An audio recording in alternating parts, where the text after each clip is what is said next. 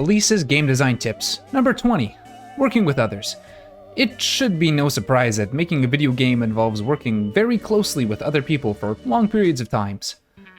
Even the best indie devs usually work with at least artists and marketers, among others, so it's important to present yourself properly and make sure you're doing all you can to not be an absolute pain to work with. Here's some do's and don'ts of working on a game with other people. Do: share your ideas and opinions on things with others, especially if they ask you for help. You never know what might spark a great idea. Don't get offended if people don't use your idea or if they change it after you present them. Also, don't just shut down others' ideas either. If you disagree with something, explain why and talk it out. Do: conduct yourself in a professional manner, especially when in front of coworkers and higher-ups. Even with friends, there should still be a level of professionalism, otherwise friendships could end or development could just be halted. Don't let your emotions get the better of you if things aren't going your way or if you feel overwhelmed.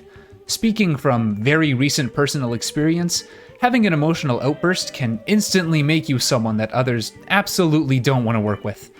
Also, don't insult the people you're presenting to. That's usually not a good idea. Do: divide work based on what different people want and are able to do. More often than not, people are willing to do things you might not think they would want to if you simply ask. Don't force things upon people if they absolutely do not or cannot do what you want them to. This seems obvious, but sometimes people are too afraid or too proud to speak up and end up doing things that they aren't really qualified or prepared to do.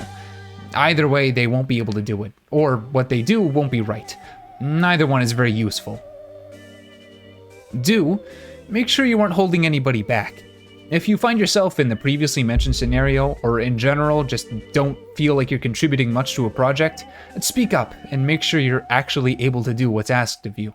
You may not be the best fit for something, which is fine, as long as you aren't holding it back.